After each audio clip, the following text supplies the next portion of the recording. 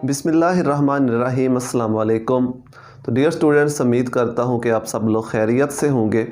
आज की इस वीडियो में हम बात करने वाले हैं इंथाल्पी के बारे में। शॉर्ट सा टॉपिक है, शॉर्ट सी वीडियो होगी इसके ऊपर। इंथाल्पी को हम डिटेल से डिस्कस करेंगे और कुछ टर्म्स जो थर्मोकेमिस्ट्री में कंफ्यूजिंग टर्म्स हैं, इस टॉपिक से रिलेटेड कंफ्यूजिंग टर्म है, क्योंकि जो स्टूडेंट्स पहली दफ़ा इस टॉपिक को पढ़ते हैं अक्सर उन टर्म्स को समझने में उनको प्रॉब्लम आती है, तो उन टर्म्स के बारे में भी हम बात करेंगे।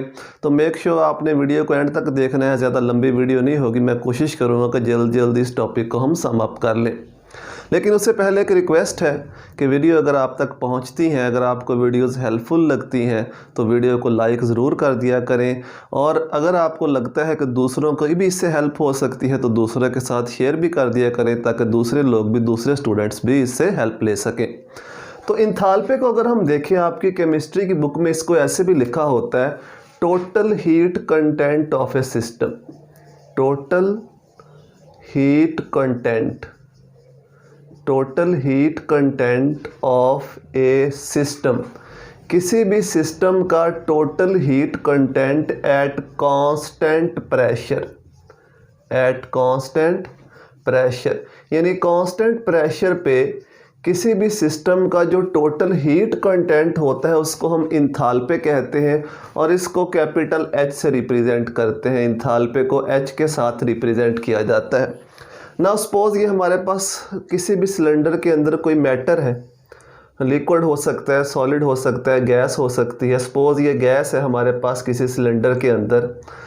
अब इस गैस का, इस सिस्टम का जो टोटल हीट कंटेंट होगा उसको हम इंथाल्पी कहेंगे।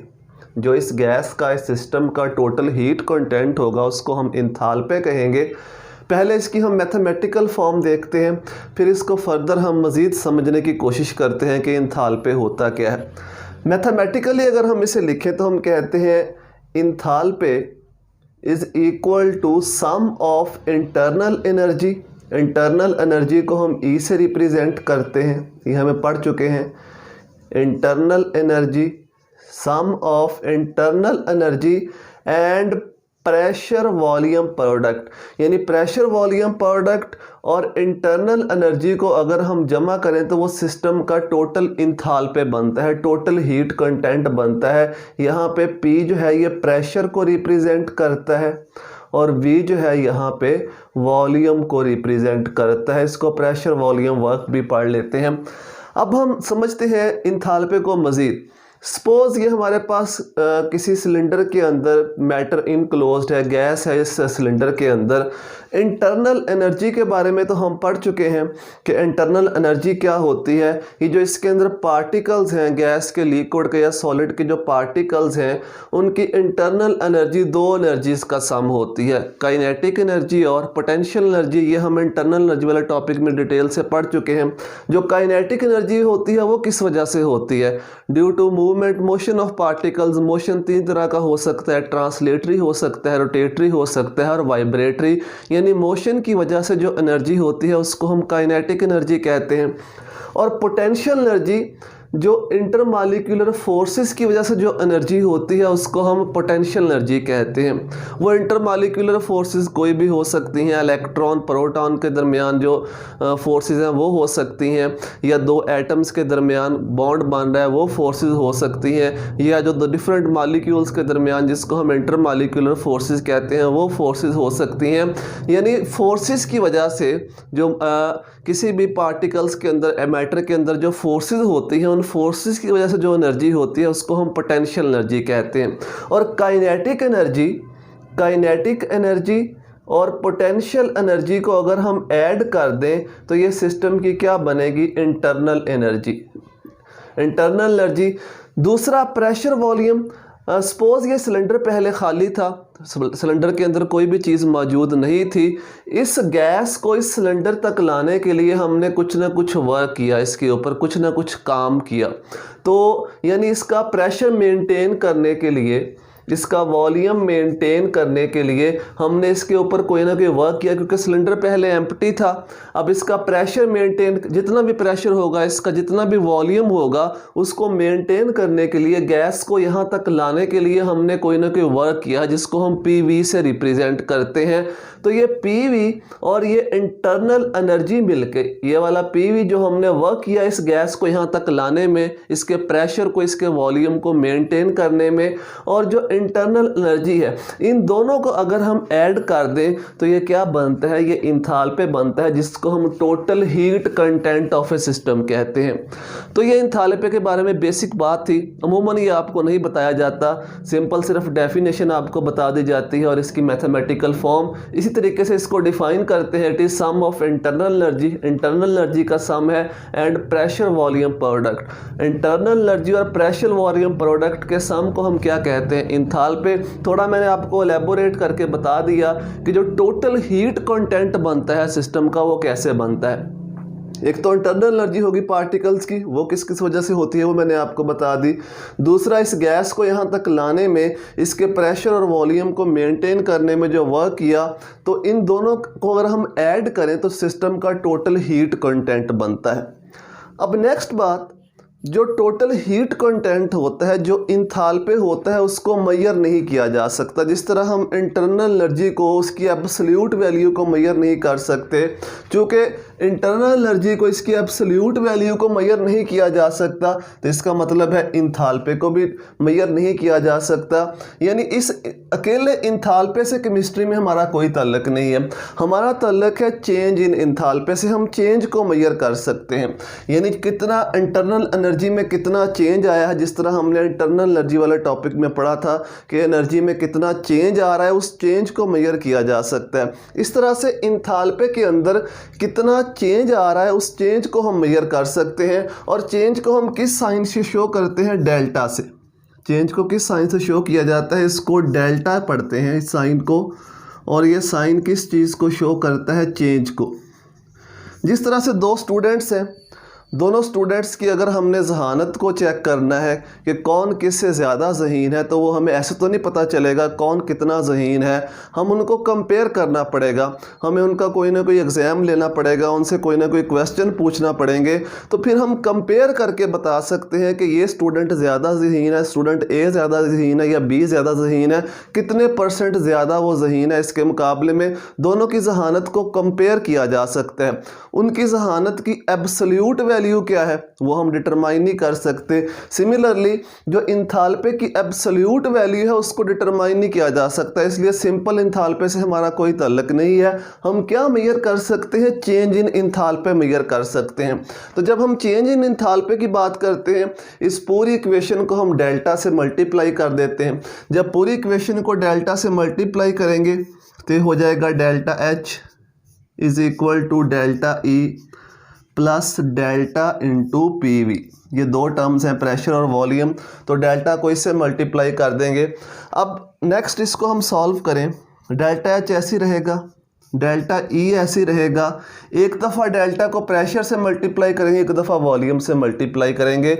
तो पहले हम वॉल्यूम से मल्टीप्लाई कर देते हैं, P डेल्टा V हो जाएगा, और एक दफ़ा हम प्रेशर से मल्टीप्लाई कर देते हैं, V डेल्टा P हो जाएगा। ये हमारे पास इक्वेशन बन जाएगी। अच्छा, यहाँ पे एक बात और कि ये वाला जो P है, जो बार बार हम प्रेशर की बात करते हैं, ये P जो होता है ये एक्सटर्नल प्रेशर है। एक्सटर्नल प्रेशर, जो एक्सटर्नल एटमॉस्फेरिक प्रेशर होता है उसको एक्सटर्नल प्रेशर कहते हैं। और जो केमिस्ट्री के अंदर ज़्यादातर केमिकल रिएक्शन होते हैं, जो ज़्यादातर प्रोसेसेस होते हैं, वो कांस्टेंट एक्सटर्नल प्रेशर पे होते हैं। इसलिए बार बार मैं पीछे बात करता हूँ, प्रेशर कांस्टेंट रहता है। तो अक्सर स्टूडेंट को कन्फ्यूजन होती है कि ये किस प्रेशर की बात कर रहे हैं। तो ये वाला जो प्रेशर होता है ये एक्सटर्नल प्रेशर होता है, यानी एक्सटर्नल प्रेशर को चेंज किए बगैर हम प्रोसेसेस करते हैं। इसलिए यहाँ पर डेफिनेशन में भी देखें हमने क्या लिखा है एंड पे, एट कांस्टेंट प्रेशर, यानी कांस्टेंट प्रेशर के ऊपर हम प्रोसेस करते हैं। और ये वाला जो प्रेशर यहाँ पे लिखा हुआ है ये एक्सटर्नल प्रेशर को रिप्रेजेंट करता है। तो एक्सटर्नल प्रेशर कांस्टेंट रहते हुए वॉल्यूम चेंज होता है। जैसे हमने वर्क के फार्मूला में पढ़ा था, वर्क का फार्मूला क्या होता है, -P डेल्टा V ये माइनस साइन शो कर रहा है work done by the system. अगर work done on the system होगा तो पॉजिटिव साइन। ये जो P है ये एक्सटर्नल प्रेशर है, और ज़्यादातर जो प्रोसेसेस होते हैं 90 से 95% वो कांस्टेंट प्रेशर पे होते हैं।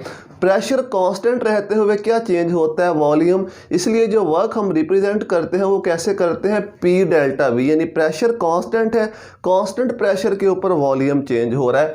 ये साइन जो होता है ये डिपेंड करता है work done by the system है या work done on the system है। इसके बाद इस इक्वेशन को हम फर्दर सॉल्व करते हैं। तो इंटरनल एनर्जी वाले टॉपिक में हमने ये इक्वेशन पढ़ी थी, delta E is equal to Q minus P delta V। Again ये जो P डेल्टा V है ये वर्क को रिप्रेजेंट करता है। ये जो डेल्टा E की वैल्यू है इसको हम सब्स्टिट्यूट कर देंगे इस इक्वेशन के अंदर। जब इस वैल्यू को सब्स्टिट्यूट करेंगे तो ये इक्वेशन हमारे पास बन जाएगी delta H is equal to Q minus P delta V। ये हमने इस E की वैल्यू, डेल्टा E की वैल्यू को पुट कर दिया, फिर आ जाएगा प्लस P डेल्टा V, फिर प्लस V डेल्टा P। अब इसमें से कैंसिल क्या होता है उसको कैंसिल कर दो, plus P delta V minus P delta V cancel हो जाएगा, तो delta H is equal to Q plus V delta P। अब चूँकि हम बात कर रहे हैं total heat content of a system at constant pressure. Constant pressure मतलब प्रेशर चेंज नहीं हो रहा, प्रेशर कांस्टेंट है। तो कांस्टेंट प्रेशर का मतलब है, कांस्टेंट प्रेशर का मतलब है delta P is equal to 0। जब डेल्टा P 0 है तो ये वाली पूरी टर्म 0 हो जाएगी, V डेल्टा P क्या हो जाएगा? 0। जब ये टर्म 0 होगी तो ये इक्वेशन बन जाएगी delta H is equal to Q, साथ छोटा सा p लिख देते हैं Q के साथ। ये Q, ये जो P है ये कांस्टेंट प्रेशर को रिप्रेजेंट करता है, कांस्टेंट प्रेशर को रिप्रेजेंट करता है। एक इक्वेशन हमने और पढ़ी थी, delta E is equal to QV। ये जो छोटा सा V साथ लिखा है ये कांस्टेंट वॉल्यूम को रिप्रेजेंट करता है। अब इन दोनों में डिफरेंस याद रखना है। डिफरेंस ये है कि कांस्टेंट प्रेशर के ऊपर जो हम हीट सप्लाई करते हैं सिस्टम को, कांस्टेंट प्रेशर के ऊपर जो हम हीट सप्लाई करते हैं वो सिस्टम की किस चीज़ को चेंज करती है? इंथाल्पी को। ये क्या है? Change in enthalpy, change in enthalpy. जो भी हीट हम सप्लाई करेंगे कांस्टेंट प्रेशर पे वो किस चीज़ को चेंज करेगी? इंथाल्पी को चेंज करेगी, सिस्टम के हीट कंटेंट को चेंज करेगी एट कांस्टेंट प्रेशर।